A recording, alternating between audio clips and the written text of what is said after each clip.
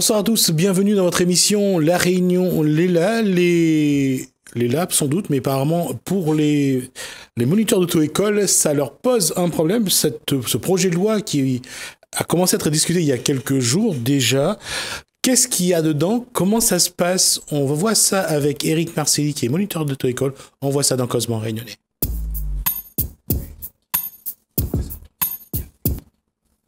Alors, bonsoir Éric Marcelli, vous êtes représentant du syndicat unique à l'île de la Réunion, unique qui veut dire Union nationale des indépendants de la conduite.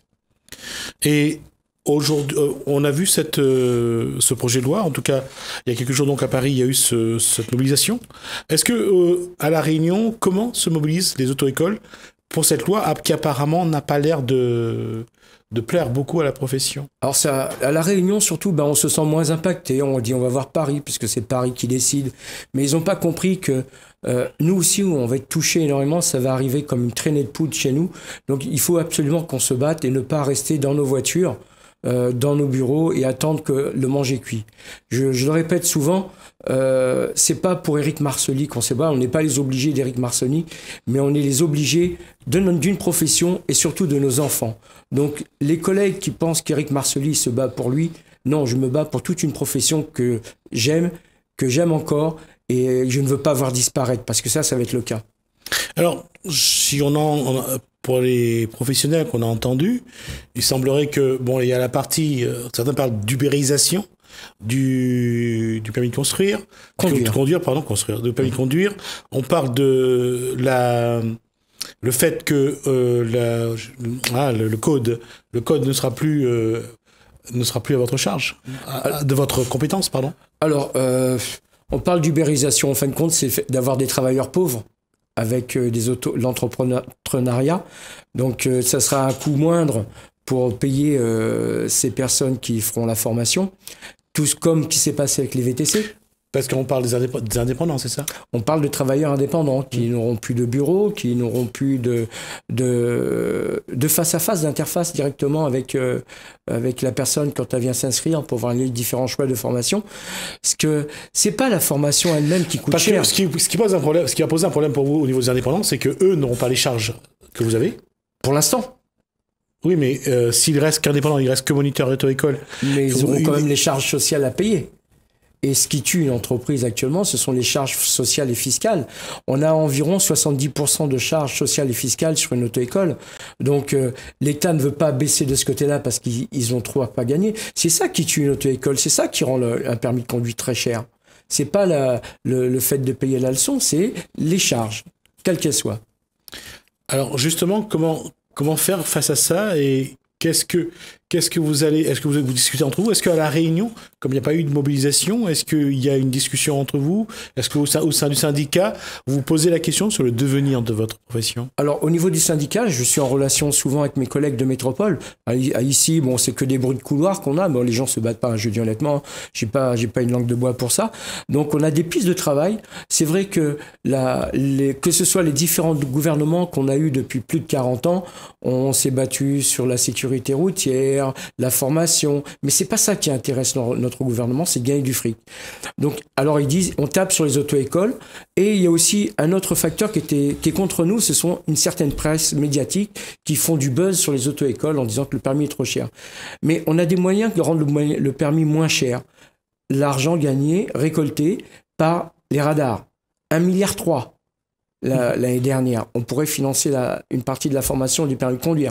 On a aussi l'argent que l'État français donne à l'Europe, qui n'est pas tout utilisé dans les départements. À ce moment-là, on pourrait financer aussi une partie du permis de conduire. On a aussi les fonds de formation continue qui pourront aider aussi les travailleurs de faire financer leur permis de conduire. Mais on n'y touche pas. Pourquoi? Je ne sais pas. Aujourd'hui, certains parlent dans ce projet que les jeunes puissent passer leur permis pendant le service militaire universel. C'est une bonne chose? À La Réunion, ça se fait déjà, avec le RSMA. Il y a pas mal de jeunes qui passent par la filière du RSMA où leurs différents permis sont payés. Le SNU cette filière pour former les jeunes, mais en combien de temps? SNU, c'est quoi? Ça va être le service militaire, le service national d'accord. Universel. Mais on ne sait pas. On dit aussi la formation sera faite dans les lycées, mais faite par qui? Par des professeurs, par des moniteurs d'auto-école, par des, je ne sais pas, des gendarmes ou autres, je ne sais pas. À votre avis, qu'est-ce qui menace le plus votre profession aujourd'hui? C'est la fermeture de nos établissements qui représentent quand même plus de 50 000 emplois sur le plan national.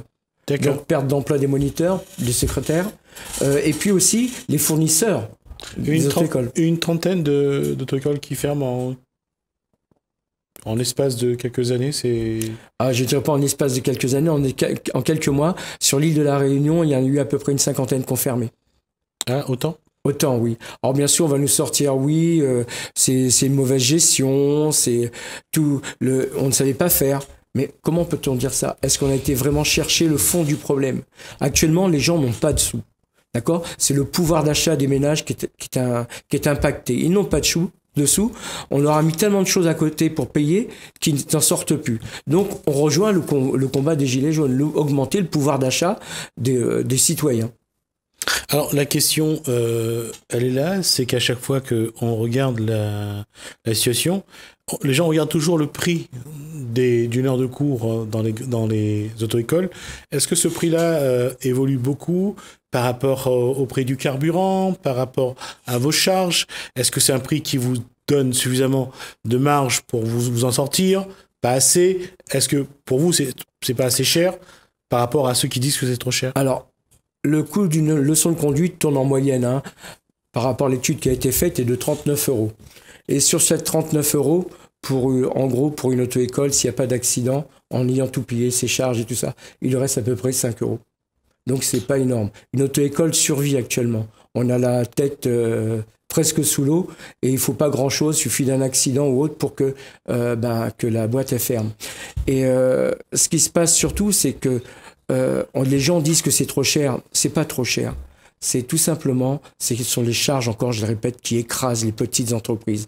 Ça peut être une auto-école, mais ça peut être n'importe quelle petite entreprise de service ou même du bâtiment. Ce sont nos charges qui sont trop importantes sur les petites entreprises. Alors qu'on ne taxe pas les entreprises du CAC 40. Parce que qu'est-ce qui va se passer derrière? Ce sont des gros financeurs qui vont arriver pour financer les permis de conduire, ou bien l'industriel comme au niveau des automobiles, qui sont prêts, eux, à prendre la place et ensuite avoir des travailleurs modernes, des esclaves modernes pour faire des cours de conduite et qui ne seront payés à coups de lance-pierre. Quelles doivent être les propositions? Quelles propositions doivent émaner de votre profession, de votre profession finalement? Alors, déjà, il faut voir que la société elle bouge énormément. Tout évolue, les lois évoluent, les mentalités évoluent. Et de notre côté, comme je l'ai dit tout à l'heure, nous travaillons sur la baisse des charges sur les entreprises. Nous travaillons pour que les récoltes d'argent faites par les radars puissent servir à la formation. Nous avons aussi tous les organismes de formation continue qui peuvent aussi financer. C'est là-dessus, ce sont des pistes. Mais l'État ne veut pas parce que les petites entreprises leur rapportent énormément. Alors, comment faire? Comment faire aujourd'hui pour qu'une auto-école à La Réunion trouve de la clientèle, perdure et surtout réponde aux fluctuations malheureusement inhérentes à toute activité économique? La clientèle, c'est surtout le bouche à oreille. D'accord. L'auto-école la moins chère n'est pas forcément la meilleure. D'accord. C'est vrai aussi dans l'autre cas, la plus chère n'est pas forcément la meilleure. Il faut trouver le compromis. Faut voir aussi ce que propose l'auto-école, les différentes formations que les personnes peuvent avoir. Au niveau de l'encadrement, au niveau du suivi, ça compte énormément. Ces auto-écoles en ligne qui arrivent, qu'on appelle les auto-écoles start-up, numériques, comme on veut, il n'y aura plus d'interface. Hein. Il n'y aura pas de suivi. Et elles coûtent beaucoup plus cher. Même si elles sont à 700 €, soi-disant, les formations, les élèves qui vont passer le permis de conduire, eh ben, on appelait ça à l'époque, quand il y a eu les tout premiers centres de permis pas cher, des cercueils roulants, c'est exactement la même chose qui va se passer. Et au niveau des inspecteurs du permis de conduire, le retour qu'on a eu, surtout sur la métropole, c'est que beaucoup de formations bâclées, ça leur coûte plus cher parce que ces gens-là reviennent dans notre école traditionnelle. Donc la formation du permis de conduire, elle restera toujours quelque chose avec une interface, un élève, un moniteur ou 2 élèves, un moniteur. Eric Marcelli, ça fait combien de temps que vous êtes dans ce métier? Ça fait 30 ans. 30 ans? En 30 ans, le comportement du moniteur auto-école, que ce soit en moto ou que ce soit dans la voiture, ce comportement a beaucoup changé par rapport à l'élève qui demande peut-être d'autres exigences. Comme j'ai dit tout à l'heure, tout a évolué. Le monde bouge, et ben le comportement des gens bouge. Ce que les gens n'ont pas compris, les nouveaux actuellement, c'est que le permis de conduire qu'on passait il y a 20 ans n'est plus comme aujourd'hui, la mentalité n'est plus la même. C'est vrai que passer une vitesse, débrayer, freiner, tout ça, c'est pareil, ça ne bouge pas. Mais après, c'est une question de comportement et d'attitude. C'est ce qu'il y a dans la tête des gens qu'il faut aller chercher. Et aujourd'hui, on a beaucoup de personnes qui arrivent en auto-école avec un poids négatif sur les épaules, donc il faut les chercher pourquoi ça va pas. Ils arrivent avec tous leurs problèmes et les moniteurs ne sont pas des psychologues, ne sont pas des assistantes sociales. Ils essayent de comprendre, mais on n'a pas toutes les cartes en main. Je dis souvent à mes élèves, aujourd'hui, j'ai fait tout ce que j'ai pu pour vous, mais maintenant je peux pas, il faut vous faire accompagner d'une autre personne. Et là, je peux éventuellement vous guider. Mais la formation, je peux le faire, comprendre, je peux le faire, mais à un moment donné, ce qui se passe dans la tête, je ne peux pas. Toutefois, il faudra quand même que, quand on voit l'évolution du public, des jeunes, on voit les comportements des jeunes, est-ce que le permis à points, d'abord, le permis probatoire, ensuite, ont apporté une prise de conscience de la dimension du permis de conduire? Est-ce que les gens aujourd'hui roulent comme il y a 30 ans? Le permis à points, le permis probatoire a joué un petit peu au départ. On a joué sur la peur. Mais maintenant, les gens, ils s'en foutent. Ils n'ont plus peur de ça. Hein? Ils roulent même sans permis. Il y a beaucoup de personnes qui roulent sans permis à la Réunion. Et sans assurance aussi. Et sans assurance, comme vous dites. Hein? Mais parce qu'ils n'ont plus le moyen de payer un permis, de payer une assurance, ça coûte trop cher. Vous savez, on parle d'assurance, le coût des assurances augmente tous les ans. Le coût des voitures augmente tous les ans. Et le prix du carburant aussi.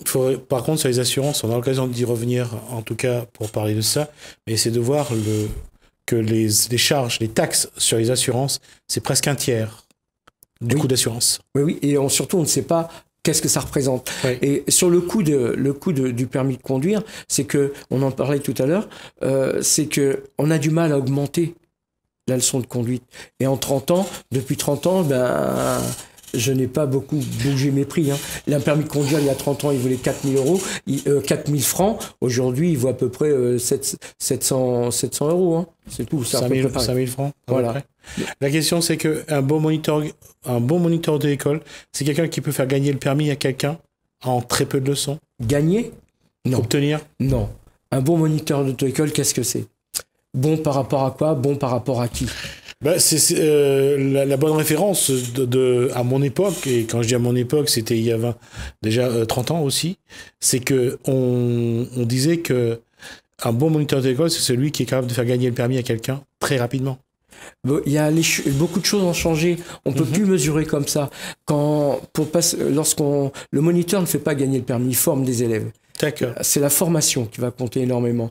Après, au niveau de la formation, l'élève peut être prêt, puis le jour de l'examen, patatrac. Le stress va être présent. Le circuit va être différent d'un élève à un autre. La circulation, l'inspecteur va jouer aussi. C'est pour ça qu'il y a beaucoup de paramètres qui rentrent en jeu lors de l'examen du permis de conduire. Un bon moniteur d'auto-école, c'est celui qui est capable de guider, d'orienter, d'accompagner son élève sur presque tous les plans, mais qui est capable de dire « je ne peux plus rien faire pour toi à ce niveau-là, il faut te faire accompagner par une autre personne ». Qu'est-ce qu'il faut craindre aujourd'hui pour aller dans l'évolution du permis? C'est que demain, ça soit des voitures automatisées qui soient capables d'apprendre à quelqu'un d'appuyer sur le bouton de démarrer pour partir? Mais ça va être la disparition de notre profession. Mais on pourrait éventuellement se préparer vers des métiers d'avenir. Hein. Bon, c'est vrai qu'on parle du numérique, mais il y a les voitures électriques qu'on parle tout à l'heure, donc se tourner vers la voiture électrique, la formation, former les gens. J'ai été contacté par d'autres personnes ils ont des voitures électriques comme pour les former, donc c'est une piste à suivre. Et ce qui est dommage, c'est qu'à La Réunion, on a fait le tout voiture. Je ne suis pas contre parce que ça me permet de gagner de l'argent, enfin gagner de l'argent entre guillemets. Hein. De travailler, on va dire plutôt, mais on aurait pu développer à côté vraiment les transports en commun si on avait voulu, de permettre aussi à notre environnement d'être en meilleure santé. En meilleure santé et de ne pas matraquer comme on le voit actuellement. D'accord, mais il va y avoir cette discussion à l'Assemblée nationale, il va y avoir cette discussion sur le devenir de ce métier. Comment vous allez vous battre ? Qu'est-ce que vous allez demander à l'État ? Comment vous allez essayer de protéger votre secteur d'activité ? Alors, comment le protéger, demander à l'État. Ce qui est dommage, c'est que plus de 80% de la profession se regarde mourir, déjà. D'accord. Donc si notre profession se mobilisait dans la rue, ne pas regarder son collègue en chien de faïence, mais de dire, bon, je me déplace parce que c'est une profession que j'aime, et non une profession alimentaire. Donc je me déplace, je vais me battre, on a un lieu de rendez-vous, on y va tous. On ne cherche pas à savoir, on y va. Il y a un chef de file, si on peut dire, qui dit rendez-vous à tout le monde à tel endroit. C'est ce qui se passe ce matin à Paris. Et les gens se sont donné tous rendez-vous. Et l'unique est rassembleur sur cette manifestation. Le gros souci, c'est, comme je vous dis, c'est vrai qu'on est des travailleurs indépendants. On nous a tous séparés pour mieux régner. Donc, de là... Et la question, donc, aujourd'hui, entre... l'ubérisation pour certains, l'évolution du numérique, les voitures automatisées, la position de mettre en place des indépendants pour former les élèves, les structures comme le service militaire. Les gens auront toujours besoin d'un moniteur auto-école ? On aura toujours besoin d'un moniteur d'auto-école. On aura toujours besoin. Parce que, comme je l'ai dit tout à l'heure, les gens qui sont partis sur ces plateformes numériques reviennent dans les auto-écoles. Mais il y aura beaucoup de massacres à côté, il y a beaucoup de morts. Hein. Qu'est-ce que le moniteur d'auto-école a aujourd'hui qu'il faut absolument préserver ? Préserver la transmission. Une culture sécurité routière, une culture de l'automobile, une culture de comportement et sa relation avec le client. C'est important de cette relation qu'on perd. Parce que quand on va regarder très, très bien, on va sur une banque, on fait tout en ligne, tout est fade, il n'y a personne, c'est invisible, c'est impersonnel. Et beaucoup de personnes n'ont pas ce côté-là. On aime bien avoir le contact. Et pour rester sur cette question d'avenir aujourd'hui, est-ce que les moyens que met en place aujourd'hui l'État, que ce soit passer de 90 à 80, l'augmentation de radars automatiques sur les routes, les week-ends bleus, les week-ends bleus, tout cet éventail de mesures aujourd'hui, est-ce que ça a une influence sur les gens qui essayent d'avoir leur permis ou ceux qui l'ont et qui le perdent finalement? Alors sur les jeunes qui sont en train de se former, ça n'a pas trop d'influence actuellement, puisque on peut les formater, si on peut dire, à cette culture de 80 km/h.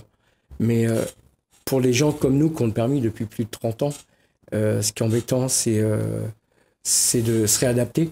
Et surtout, on voit surtout que ces mesures, ce sont des mesures de pompe à fric. Hein. Le 80 km/h n'a rien changé au niveau des accidents de la route. Hein. Les radars, les gens passent plus leur temps à regarder leur compteur. Hein. Ouais. Et sur le plan, il y a plus de 3000 radars sur le plan national. Et on cherche aussi sur la route les voitures radars. Sur Paris, par exemple, il y a les feux qui ont des radars. Donc les gens ont peur de se faire prendre sur les feux. Donc il y a plein de choses qui font que c'est la peur et on n'apprend pas le comportement. Cette situation très coercitive imposée par l'État, vous l'intégrez dans la formation que vous faites à vos élèves? On essaye de l'intégrer. Mais il faut voir que ces élèves qui viennent en permis de conduire, ils ont déjà une petite culture sécurité routière parce qu'ils conduisent avec leurs parents ou ils sont en voiture avec leurs parents et les parents n'ont pas forcément le bon comportement. C'est-à-dire à l'approche d'un feu rouge, à l'approche d'un passage piéton, à l'approche de certaines situations, d'une intersection toute simple.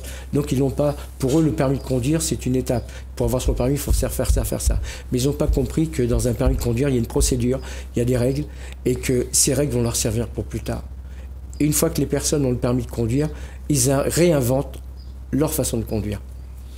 Et sur ce marché économique aujourd'hui où la voiture, où tout pour la voiture est maintenu parce que ça rapporte de l'argent à l'État sur la TVA sur les ventes, les taxes sur le carburant, la carte grise, enfin tout ce qui concerne le contrôle technique.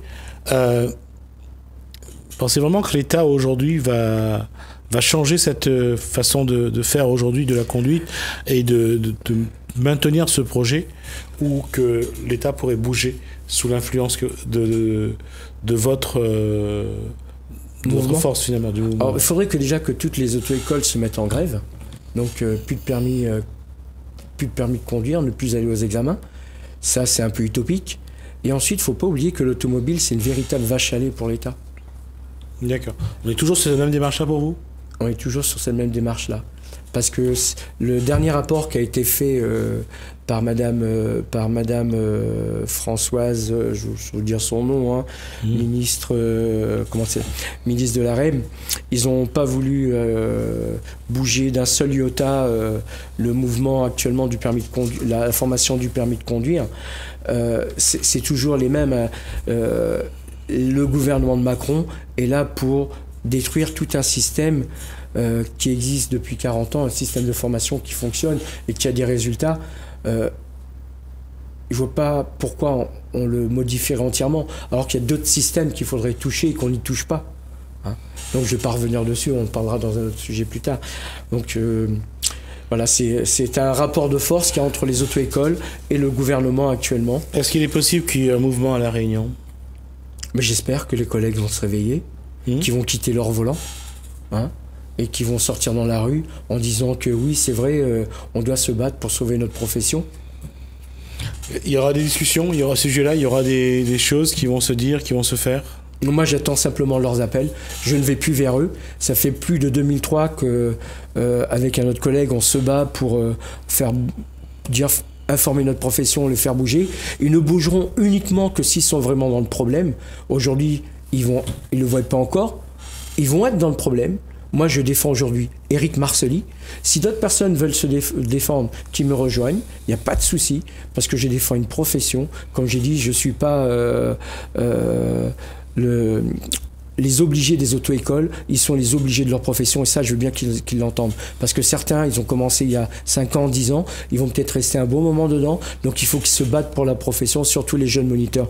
Les deux parlementaires qui ont participé à ce rapport, c'est Madame Françoise Dumas et Stanislas Guérini, qui ont enfoncé notre profession en décembre avec un rapport sur les auto-écoles, en disant que l'air est aux start-up. C'est... Aux start-up par rapport à vous, ce serait quoi? C'est réduire les charges? Pour nous, on le fait déjà. On le fait déjà de toute façon. Le code par Internet, on le fait déjà. Ces codes en ligne dont les sociétés que je citais tout à l'heure, elles ont un banc de 150 questions. Nous, qui travaillons dessus depuis plusieurs années, nous avons quand même un banc de plus de 2000 à 3000 questions pour le même prix. Alors qu'on nous dise qu'on est cher, il y a un problème, quoi. Et on en revient à cette question, comme je l'ai dit tout à l'heure, c'est comment faire en sorte que la profession demeure et faire en sorte que le moniteur d'auto-école, qui aujourd'hui est un accompagnant quelque part aussi, oui, garde son travail. Mais déjà qu'il se mobilise déjà pour défendre sa profession. Qu'il se mobilise pour défendre sa profession. Ça sera déjà un grand pas. Et le temps qu'il se mobilise, nous on aura déjà avancé ou bien on sera déjà mort. D'accord. En tout cas, merci Eric Marcelli. Merci. On va suivre, nous, ce dossier, ce projet de loi qui est donc désormais sur le bureau de l'Assemblée nationale, voir un petit peu comment va être réformée la profession. Et puis, on verra aussi si à La Réunion, à l'instar de la métropole, les moniteurs d'auto-école et les patrons d'auto-école de La Réunion décident de se mobiliser pour... Secrétaires aussi, parce que les secrétaires sont employés. Les élèves aussi, ça les concerne. D'accord. On va voir un petit peu comment, si un mouvement se met en place, comment ça se fait en tout cas.